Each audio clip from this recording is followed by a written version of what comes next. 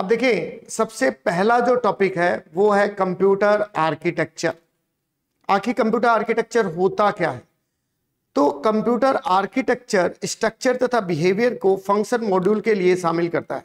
मतलब आप अगर बिहेवियर फंक्शन मॉड्यूल को शामिल करते हैं तो वो आपका कंप्यूटर आर्किटेक्चर है। इसी तरीके से अगर मैं आपको कहूं कि फंक्शन मॉड्यूल हार्डवेयर तथा सॉफ्टवेयर का क्या होता है, कॉम्बिनेशन होता है। आपके ज्यादातर दिमाग में यही चीज आती है कि सर कंप्यूटर ऑर्गेनाइजेशन क्या है। तो आप ये समझे कि कंप्यूटर ऑर्गेनाइजेशन हार्डवेयर कंपोनेंट को शामिल करता है जिनके द्वारा कंप्यूटर सिस्टम बनता है और कंप्यूटर डिजाइन और हार्डवेयर से संबंधित स्पेसिफिकेशन को प्रोवाइड करता है। तो पहला क्वेश्चन यही हो गया हमारा कि आखिर कंप्यूटर ऑर्गेनाइजेशन है क्या। नेक्स्ट देखिए, नेक्स्ट जो क्वेश्चन है वो है स्टोर्ड प्रोग्राम कंसेप्ट।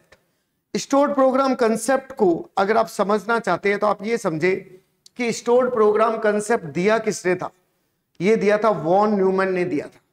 और वॉन न्यूमैन ने क्या कहा था? देखिए, जब कंप्यूटर का डेवलपमेंट हो रहा था तभी वॉन न्यूमैन ने बता दिया था कि हमारा जो कंप्यूटर है वो किस प्रकार से दिखाई देगा, कैसे उसमें डेवलपमेंट होगा, कैसे वर्क करेगा। उसने 2 नंबर को ऐड करना, आपके सीपीयू सिस्टम को समझाने का काम इसके अंदर किया था।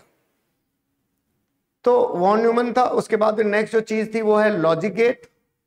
लॉजिक गेट पे हम लोग डिस्कस करते हैं। अब देखिए, नेक्स्ट जो चीज है वो है लॉजिक गेट। आखिर लॉजिक गेट क्या होता है? आपका जो कंप्यूटर सिस्टम है वो बाइनरी वैल्यू के अकॉर्डिंग काम करता है। और अगर आप बाइनरी वैल्यू के अकॉर्डिंग काम कर रहे हैं तो क्यों आप बाइनरी नंबर सिस्टम कन्वर्जन क्यों सीखते हैं? उसके पीछे रीजन क्या रहता है? रीजन यही रहता है कि हमारा जो सर्किट है वो आज भी बाइनरी सिस्टम पे, हेक्साडेसिमल सिस्टम पे काम कर रहा है। तो बात क्या है? बात यही है कि अगर मैं आपको कहूं कि सर गेट के टाइप बताएं तो आप बोलेंगे बेसिक गेट होता है एक जो है वो हमारा यूनिवर्सल गेट होता है और एक जो है वो हमारा एक्सक्लूसिव गेट होता है। मैं ज्यादा डीपली नहीं लेते हुए थोड़ा सा स्पीड फास्ट रखूंगा क्योंकि इसके व्यक्तिगत वीडियो मैं आपके पहले से बना चुका हूं। बेसिक गेट क्या होते हैं? बेसिक गेट होते हैं जिसमें आता है एंड है, और है और नॉट है। ये 3 गेट है, ये हमारे बेसिक गेट कहलाते हैं। और बेसिक गेट में एंड का सिंबल आपका ये रहता है, और का जो सिंबल है वो आप इस तरह से जो दिखाते हैं, और का सिंबल है, और ये जो आप यूज कर रहे हैं ये आपका नॉट का सिंबल है। मैं तीनों गेट को एक साथ में लेके चल रहा हूं तो आप ध्यान रखिएगा, तीनों एक साथ ही आप समझ रहे हैं। तो नेक्स्ट जो चीज है वो यही है कि एंड के लिए मान लीजिए आपने ए और बी इनपुट दिया है और सी आपका आउटपुट है, तो इसको आप ए बी करके लिखते हैं। इसी प्रकार से अगर मैं आपको कहूं कि सर मैं तो एंड का नहीं यूज कर रहा, मैं तो और का यूज कर रहा हूं, तो कोई बात नहीं, उसमें आप ए प्लस बी का यूज करेंगे। इसी प्रकार से अगर नॉट की बात करते हैं तो आप ए का बार मतलब ए का नॉट, इसको आप ऐसे भी दिखा सकते हैं, ऐसे भी दिखा सकते हैं। अब एंड गेट होता क्या है? 0 0 0 1 1 0 1 1।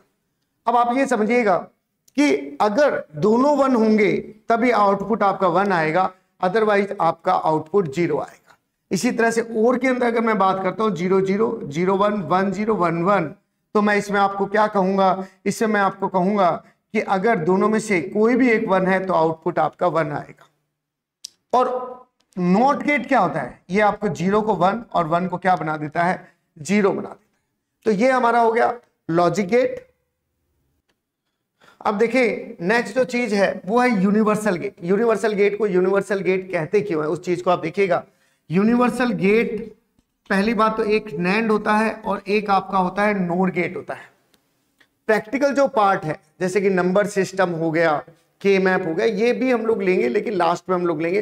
पहले जो फास्ट हमारे हो सकते हैं, इजीली हमें समझ में आ सकते हैं, वो हम लोग देख रहे हैं। नैंड गेट क्या होता है?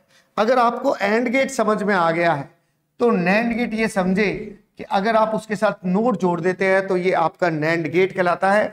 और इसका मतलब सिंबल में जहां 0 0 0 1 1 0 1 1 आप ले रहे थे, जहां पे आप कह रहे थे कि सर दोनों 1 होंगे तभी 1 आएगा, वहां पे इसका जस्ट अपोजिट होगा। मतलब कैसे होगा? मतलब ये तीनों तो 1 आएंगे और ये क्या आएगा? 0 आएगा। इसी तरह से अगर आप नोर गेट की बात करते हैं तो नोर गेट की अगर आप बात करते हैं तो उसमें आप और गेट के साथ में आप नॉट का यूज करेंगे और उसके अंदर जहां 0 0 0 1 1 0 1 1 और गेट ये कहता है कि कोई भी एक 1 है तो आउटपुट 1 आएगा, लेकिन इसमें क्या होगा, इसमें तीनों 1 और 0 ना होके ये 1 होगा और बाकी सब क्या होंगे, 0 होंगे। ये आपका हो गया नोर गेट, यूनिवर्सल गेट, मतलब जिससे सभी गेट बनाए जाते हैं। अब एक्सक्लूसिव गेट की अगर हम लोग बात करते हैं तो इसमें हम दो गेट को शामिल करते हैं, एक एक्स ओर हो गया और एक आपका क्या हो गया, एक्स नोर हो गया। एक्स ओर एक्सक्लूसिव ओर हो गया, एक्स नोर जो है वो इसका जस्ट अपोजिट हो गया। आप बेसिक सी बात ये ध्यान रखेंगे कि अगर दोनों इनपुट सेम टाइप के हैं, अगर दोनों इनपुट सेम टाइप के हैं तब तो ये 1 देगा, सॉरी तब तो ये 0 देगा, अदरवाइज ये 1 देगा। तो देखिए दोनों डिफरेंट टाइप्स के, तब ये आपको क्या दे रहा है, 1 दे रहा है। और अगर ये दोनों सेम टाइप के हैं तो ये आपको 0 दे रहा है। अब देखो एक्स नोर क्या करेगा और इसका सर्किट कैसे डिजाइन होता है। इसका सर्किट इस तरह से हम लोग क्या करते हैं, डिजाइन करते हैं, मतलब एक पीछे सिंबल जो है वो अलग सा लग जाएगा। इसी तरह से एक्स नोर की अगर हम लोग बात करेंगे तो 0 0 0 1 1 0 1 1, तो आप इसमें कहेंगे कि दोनों अगर सेम टाइप के हैं तब तो 1 आएगा, अदरवाइज क्या आएगा, 0 आएगा, डिफरेंट टाइप्स के। एक्स नोर में आगे जो सिंबल जो है वो नोट का लग जाएगा और इसको हम लोग कैसे दिखाते हैं, जो हमारी इक्वेशन है जहां 1 1 लिखा है उसको आप पढ़ेंगे ए बार बी और इसको आप पढ़ेंगे ए बी बार, मतलब जो 0 है इसको बार पढ़ा जाता है, बाकियों को सिंपल पढ़ा जाता है। सेम टू सेम इसके अंदर 1 की इक्वेशन बनेगी तो इसकी बनेगी ए बार बी बार और ए बी। अगर छोटी इक्वेशन आप बात करते हैं तो आप ए एक्स और बी की कहेंगे और यहाँ ए एक्स और बी पे होल लगेगा, और अगर ढंग से बात करें तो डॉट पे आप सर्कल का यूज करेंगे। तो ये आपने किया है लॉजिक गेट। अब देखिए नेक्स्ट जो टॉपिक है वो है हमारा मल्टीप्लेक्सर। मल्टीप्लेक्सर होता क्या है, मल्टीप्लेक्सर मतलब मैनी इनपुट और 1 आपका क्या होता है, आउटपुट होता है, जिसे हम लोग क्या बोलते हैं, मल्टीप्लेक्सर कहते हैं। नेक्स्ट क्वेश्चन क्या बनता है कि निम्न में से डेटा सिलेक्टर कौन है। डेटा सिलेक्टर जो है मल्टीप्लेक्सर है, मल्टीप्लेक्सर आपका डेटा सिलेक्टर है। तो ये कुछ बातें हैं जो आपको इसके बारे में ध्यान रखनी है। जैसे कि मान लीजिए मैं आपको कहता हूं कि मैंने कहा कि 2 इनपुट है 1 आउटपुट है, 4 इनपुट है 1 आउटपुट है, 8 इनपुट है 1 आउटपुट है। अगर कोई कहते भी 6 इनपुट है तो कोई दिक्कत वाली बात नहीं है, क्योंकि 6 है तो बीच वाला जो मैक्सिमम वाला 8 × 1 वाला वो यूज हो जाएगा। सिलेक्शन लाइन भी इसी तरह से आप पता करते हैं, जैसे 2 की पावर 1, 2 की पावर 2, 2 की पावर 3, 2 की पावर 4। तो इसके अंदर ये आपकी जो ऊपर जो मैं पावर लिख रहा हूं ये हमारी सिलेक्शन लाइन कहलाती है। इन्हीं सिलेक्शन लाइन को ही हम लोग जो है कंट्रोल लाइन भी कहते हैं, कंट्रोल सिग्नल भी हम लोग इसे कहते हैं। अब चलिए नेक्स्ट चीज पे हम लोग आते हैं। ये तो हो गया। अगर मान लीजिए एक छोटा सा मैं सर्किट आपको बताता हूं तो ए और बी आपने लिया 0 0 0 1 1 0 1 1। अब 8 × 1 बताने का समय नहीं है, ज्यादा 8 × 1 वाला करना है तो आप सिंपल वीडियो जो है वो देख लीजिएगा। अब इसमें देखिए A bar B bar, A bar B, A B bar और ए बी, 4 चीजें बनाना। अगर नहीं आता है तो 0 को आप समझे कि बार के रूप में लिखना है। अब इनपुट क्या है, इनपुट इसमें D0 है, D1 है, D2 है, D3 है। 4 हमारे इनपुट है और 1 हमारा क्या होगा, आउटपुट होगा। चलिए आगे चलते हैं। आगे अगर चले तो इसका सर्किट कैसे बनाए सर। सर्किट देखो ए का नॉट, बी और बी का नॉट, दोनों के नॉट जो है वो आपस से मर्ज होंगे। कौन से गेट के द्वारा, एंड गेट के द्वारा मर्ज होंगे। इसी तरह से 0 और 1, 0 और 1 एंड गेट के द्वारा। इसी तरह से 1 और 0, 1 और 0। इस तरह से आप 4 आपके आउटपुट आएंगे और इन 4 आउटपुट के अंदर जो इनपुट जो लिया जाएगा वो आपका D0, D1, D2 और D3 लिया जाएगा।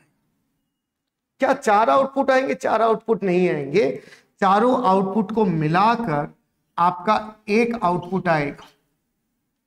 एक तरह से इसका लॉजिक डायग्राम अगर हम देखें तो D0, D1, D2 और D3 और आउटपुट आपका एक होगा और सिलेक्शन लाइन आपकी 2 हो जाएगी। अब देखिए नेक्स्ट जो चीज है वो है डिकोडर। देखो अगर आपको मल्टीप्लेक्सर समझ में आ गया है तो डिकोडर इजीली समझ में आ जाएगा। लेकिन मैं एक बात जरूर लिखना चाहूंगा, जो बाइनरी को डेसिमल में बदल दे उसे हम लोग डिकोडर कहते हैं। अब बात को आगे हम लोग बढ़ाते हैं कि डिकोडर जो है होता सेम मल्टीप्लेक्सर की तरह ही है, लेकिन फर्क क्या होता है? फर्क यही होता है कि इसमें आउटपुट जो है, जो डिकोडर के इनपुट थे वो आपके आउटपुट हो जाते हैं। अब देखिए इस बात को मैं आपको करके बताता हूं। जैसे कि अभी मैंने आपको सर्किट जो बनाया था, जो मैंने मिटा दिया 0 0 0 1 1 0 1 1। अब आपने क्या देखा कि इसके अंदर A bar B bar A bar B A B bar और ए बी। अब आपने क्या देखा कि 4 इनपुट है, सॉरी 2 इनपुट है आपके, और आउटपुट जो है वो आपके 4 होंगे। जबकि यही सेम मल्टीप्लेक्सर में अगर हम बात कर रहे थे तो 4 जो थे वो हमारे क्या थे? 4 हमारे इनपुट थे पहले वाले। इसका मतलब क्या हुआ? इसका मतलब ए का नॉट, बी का नॉट, और ए बार और बी बार, और ये आउटपुट आपको क्या दे रहा है? D0 आपको आउटपुट दे रहा है। इसी तरह से यहां से अगर हम बात करें तो A0 B D1, इसी तरह से D2, इसी तरह से D3। मतलब क्या है? मतलब यही है कि जो हमारा इनपुट है वही हमारा क्या बन रहा है इसके अंदर, यहां से क्या जा रहा है? आपका आउटपुट जा रहा है। अब इसका अगर ब्लॉक डायग्राम आप बनाएं तो आप ए और बी 2 आपके इनपुट हो गए और 4 आपके क्या हो गए? आउटपुट हो गए। हो रहा क्या है इसके अंदर? हो रहा यही है कि पहली बात जो आपको याद रखनी है कि ये एक कॉम्बिनेशनल सर्किट है। दूसरी बात, ये बाइनरी को डेसिमल में बदलता है। तीसरी बात, इसमें 2 इनपुट है तो 4 आउटपुट है, 3 इनपुट है तो 8 आउटपुट है। ये कुछ बातें हैं जो बेसिक आपको ध्यान रखनी है। इसका जस्ट अपोजिट क्या हो जाएगा? आपका एनकोडर हो जाएगा। अब देखिए एनकोडर में बेसिक जो चीज है वो आपको क्या ध्यान रखनी है? पहली चीज, एनकोडर भी एक कॉम्बिनेशनल सर्किट है। दूसरी बात क्या है? दूसरी बात आपकी यही है कि ये डिकोडर का रिवर्स होता है। किसका रिवर्स होता है? डिकोडर का। इसका मतलब क्या हुआ? इसका मतलब सर ये डेसिमल को बाइनरी में बदलता है। यानी कि अगर आप 2 की पावर n इनपुट लेंगे तो आपका जो आउटपुट है वो n आएगा। कैसे काम करेगा देखिए। अब इसमें मैं बड़े बड़े एग्जाम्पल तो नहीं लूंगा, जैसा कि मैंने नॉर्मल आपके वाले में लिया था, तो सही है। ऐसे बताते रहोगे तो सही रहेगा। 0 1 1 0 और 1 1।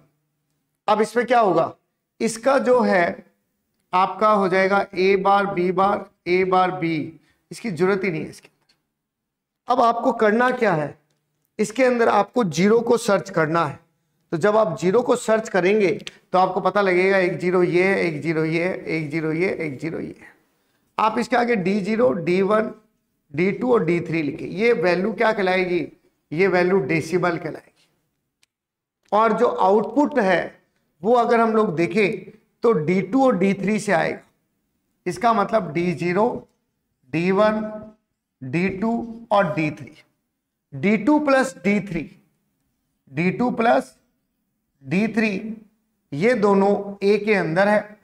और B के लिए अगर मैं बात करूं तो D1 और D3, D1 और D3, ये आपका B के अंदर है। इसका मतलब क्वेश्चन अगर पूछा जाए तो D0 किसी से भी जुड़ा हुआ नहीं होता है। और इक्वेशन मैंने आपको बनानी बताई दी, बेसिक बातें मैंने आपको बता दी इससे रिलेटेड। अब आप देखिए फ्लिप फ्लॉप। फ्लिप फ्लॉप क्या है? पहला क्वेश्चन, फ्लिप फ्लॉप एक सीक्वेंशियल सर्किट है। एक का जो आउटपुट है वो दूसरे के लिए इनपुट की तरह काम करता है। और इसी तरह से इसमें 0 और 1 को क्या स्टोर किया जाता है? सबसे छोटी स्टोरेज यूनिट है। टाइप्स ऑफ फ्लिप फ्लॉप की अगर हम लोग बात करें तो RS फ्लिप फ्लॉप है पहला। यह नोर गेट के द्वारा मिलकर बना होता है। इसमें 2 इनपुट होते हैं, एक R है और एक S है। Q और Q डैश है। अभी मैं इसको बोर्ड पे अगर आपको समझाऊंगा तो ज्यादा जल्दी आपको समझ में आ जाएगा। और कैसे काम कर रहा है, इसकी कमी क्या होती है, ये भी हम लोग डिस्कस करेंगे। ये सर्किट चलो हम लोग बोर्ड पे देख लेते हैं, ज्यादा बेटर रहेगा। तो देखें कैसे काम कर रहा है कि इसके अंदर आप जो नोर गेट यूज करते हैं इसके अंदर जो आप नोर गेट यूज करते हैं, इसमें एक का जो आउटपुट है वो दूसरे के लिए इनपुट की तरह कार्य करता है। एक का आउटपुट दूसरे के लिए क्या करेगा, इनपुट की तरह कार्य करेगा। अब इसी के अंदर यहां पर हम लोग एक क्लॉक पल्स का यूज करते हैं, जो कि ये बताता है कि ये सर्किट काम करना है या नहीं करना। अगर क्लॉक पल्स 1 होगी तो सर्किट काम करेगा, नहीं तो ये सर्किट काम नहीं करेगा। ध्यान रखने वाली बात जो है वो 0 0 0 1 1 0 और 1 1। 0 0 पे ये सेट रहेगा, 1 0 पे ये रीसेट रहेगा और 1 1 पे ये फोरबिडन कंडीशन आपको देगा। और 0 0 पे आपका नो चेंज होगा, किसी भी प्रकार का बदलाव नहीं होगा। ये हमारा कौन सा फ्लिप फ्लॉप है, आरएस फ्लिप फ्लॉप। इसी कमी को सुधारते हुए नेक्स्ट जेके फ्लिप फ्लॉप है। मैं ज्यादा टाइम नहीं लेते हुए यहां पर के लिख रहा हूं, यहां पर जे लिख रहा हूं। सेम ही सर्किट में इसको यहां से अगर यहां जोड़ दिया जाए तो ये जेके फ्लिप फ्लॉप। और ऊपर वाला जो गेट है वो आपका अपर गेट कहलाता है और जो नीचे वाला जो गेट है वो आपका लोअर गेट कहलाता है। अपर गेट उसमें जो इनपुट जो होगा वो क्यू, के और क्लॉक पल्स होगा और नीचे वाले के अंदर जे, क्लॉक पल्स और क्यू डैश होगा।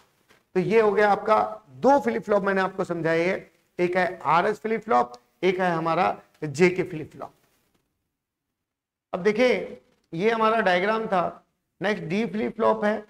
डी फ्लिप फ्लॉप जो है उसे हम लोग डिले फ्लिप फ्लॉप भी कहते हैं या डेटा फ्लिप फ्लॉप भी कहते हैं। क्यों कहते हैं, उसके पीछे रीजन ये होता है कि डी फ्लिप फ्लॉप जो है डेटा को आगे जाने से रोकता है, तो इसीलिए हम लोग इसको डिले फ्लिप फ्लॉप भी कहते हैं। क्लॉक पल्स स्लो होती है तो वैल्यू में बदलाव नहीं होता है। एक बाइस्टेबल सर्किट है, एंड और नैंड गेट से मिलकर बना होता है। अब ये देखिए इसमें बता रहा है कि एक ही इनपुट है और दोनों तरफ यूज आ रहा है, एंड भी है और नैंड गेट भी है। इसी तरह से जेके फ्लिप फ्लॉप जो मैं आपको बता रहा था कि ये आरएस फ्लिप फ्लॉप का एडवांस सर्किट है जिसकी कमियों को सुधारा गया है। जे बराबर के बराबर 1 आउटपुट में बदलाव हो जाता है और जे बराबर के और एस आर की तरह काम करेगा। इसी तरह से नेक्स्ट जो चीज है, जे सेट के लिए होता है और के रीसेट के लिए होता है। क्यू, के और क्लॉक पल्स अपर गेट के लिए यूज में आते हैं, जैसे मैं आपको बता ही रहा था। क्यू, जे और क्लॉक पल्स जो है क्यू डैश, जे और के है वो नीचे वाले लोअर गेट के लिए यूज में आते हैं। जैसे कि सर्किट मैंने अभी बोर्ड पे आपको समझाया था। ये इक्वेशन है 0 0 0 1 1 0, सारी के सारे 0 है। जैसे ये दोनों 1 होंगे तो ये वाला जो चेंज हो जाएगा और वापस से 0 0 0 1। और अब जब 1 शामिल होगा तो 0 0 पे भी 1 आएगा, 1 शामिल होगा तो बाकी उसमें कोई चेंज नहीं, वो 0 1 का 0 1 ही रहेगा। ये आपका जेके हो गया। नेक्स्ट जो फ्लिप फ्लॉप है वो आपका टी फ्लिप फ्लॉप है। टी फ्लिप फ्लॉप जिसे आप लोग क्या बोलते हैं, टोगल फ्लिप फ्लॉप भी कहते हैं। टोगल फ्लिप फ्लॉप कहा जाता है। और ये जो टोगल फ्लिप फ्लॉप है इसमें जो है ये चीज है कि जे, के और आर एस दोनों के साथ में मिलकर काम करता है। टी सिग्नल अगर 1 होगा तो अगले वाला सर्किट काम करेगा और टी सिग्नल अगर 1 नहीं होगा तो अगला सर्किट कार्य नहीं करेगा। तो नेक्स्ट जो है वो है मास्टर स्लेव फ्लिप फ्लॉप है। नेक्स्ट जो फ्लिप फ्लॉप है वो मास्टर स्लेव फ्लिप फ्लॉप। मैं सोचता हूं इसको बोर्ड पे आपको समझा दूं। दो फ्लिप फ्लॉप से जो मिलके बना होता है वो हमारा मास्टर स्लेव फ्लिप फ्लॉप कहलाता है। और बीच में हमारे जो है इस तरह से क्लॉक पल्स लगी हुई रहती है। ये आपके इनपुट जैसे कि आपके सभी में आते ही है और ये आपके क्या होते हैं, आउटपुट होते हैं, जो कि यहां से लास्ट जो आउटपुट आपको मिलता है। बात यही ध्यान रखनी है कि ये हमारा मास्टर है और ये हमारा स्लेव है। जब मास्टर काम करेगा तो स्लेव काम नहीं करेगा। तो बीच में क्या यूज करते हैं, बीच में हम लोग इन्वर्टर यूज करेंगे इस काम को करने के लिए। इन्वर्टर लगेगा कहां सर, इन्वर्टर भाई बीच में लगेगा। अगर यहां से आप 1 सिग्नल देंगे तो मास्टर अपना काम कर लेगा और वो अपने आउटपुट को स्लेव के लिए दे देगा। जब ये आउटपुट यहां से निकलेगा तो ये 0 आएगा और ये किसके लिए होगा, स्लेव के लिए होगा। इसका मतलब स्लेव क्लॉक पल्स के 0 होने के कारण कार्य नहीं करेगा। इसी प्रकार से आप जो नेक्स्ट जो है, अगर आप इसमें इनपुट 0 देंगे तो अब मास्टर काम नहीं करेगा, अब स्लेव के लिए 1 होगा। जो मास्टर का किया गया कार्य उस पर कौन काम करेगा, स्लेव काम करेगा। ये हो गया आपका master slave flip flop.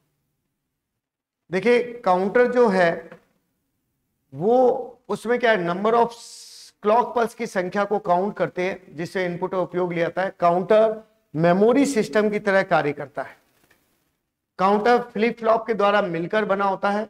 Counter scientific instrument, industrial control, computer, communication equipment में यूज होता है। तो देखिए कहां कहां पर यूज हो रहा है, मेमोरी सिस्टम में यूज हो रहा है, फ्लिप फ्लॉप में यूज हो रहा है, साइंटिफिक इंस्ट्रूमेंट में यूज हो रहा है। काउंटर दो प्रकार के होते हैं, एक होता है आपका रिपल काउंटर होता है जिसको आप बोलते हैं एसिंक्रोनस काउंटर, और दूसरा जो होता है वो आपका होता है सिंक्रोनस काउंटर। अगर पूछा जाए कि किस प्रकार का सर्किट है, वो आपका है सीक्वेंशियल सर्किट। नेक्स्ट जो चीज है वो है एसिंक्रोनस काउंटर में आप क्या देख रहे हैं कि सबके लिए इनपुट कॉमन है। तो याद रखने वाली चीज यही है कि इनपुट सबके लिए क्या है, कॉमन है, और जो नीचे वाला जो सर्किट है जो सिंक्रोनस है उसके अंदर सबके लिए क्लॉक पल्स कॉमन है। तो मैं इसको बोर्ड पे आपके डायग्राम बना के इस क्लास को अपने एंड करते हैं, नेक्स्ट क्लास स्टार्ट करें। तो पहले वाला जो है उसके अंदर आपने क्या देखा कि आपकी जो क्लॉक पल्स है उसके अंदर जो इनपुट जो है वो सबके लिए क्या है, कॉमन है, कॉमन इनपुट। लेकिन जो क्लॉक पल्स जो है वो एक का आउटपुट अगले के लिए क्या है, क्लॉक पल्स है। अगर आपसे पूछा जाए तो आप इस चीज को याद रख सकते हैं। ये तो हो गया पहला काउंटर। नेक्स्ट जो काउंटर है उसने क्या कहा है, उसने कहा है कि ये आपके क्लॉक पल्स आपके काउंटर फ्लिप फ्लॉप है, और इस फ्लिप फ्लॉप के अंदर जो आपके क्लॉक पल्स लगी हुई है वो सबके लिए क्या है, कॉमन है। ये आपकी क्लॉक पल्स कॉमन है, लेकिन इनपुट जो है वो एक का आउटपुट दूसरे के लिए इनपुट की तरह काम करेगा। मैं वापस से दोहराना चाहूंगा कि एक का आउटपुट दूसरे के लिए इनपुट की तरह कार्य करेगा, इस तरह से सेम। तो एक का आउटपुट दूसरे के लिए आपका क्या है, इनपुट है। कौन से काउंटर में, हमारा जो नेक्स्ट जो काउंटर है उसके अंदर, जिसको हम बोल रहे हैं सिंक्रोनस काउंटर। तो यही बेसिक बात आपको ध्यान रखनी है कि सिंक्रोनस काउंटर में सर क्लॉक पल्स कॉमन होते हैं और इनपुट क्या होते हैं, डिफरेंट होते हैं। और इसमें क्लॉक पल्स जो होते हैं डिफरेंट होते हैं और इनपुट क्या होते हैं, आपके सेम होते हैं। चलिए आज की क्लास हम लोग यही एंड करते हैं। नेक्स्ट हम लोग सुबह मिलेंगे 7:30 कंप्यूटर आर्किटेक्चर में। अब हमारी नेक्स्ट जो क्लास होगी वो होगी 100 कंप्यूटर अनुदेशक के लिए।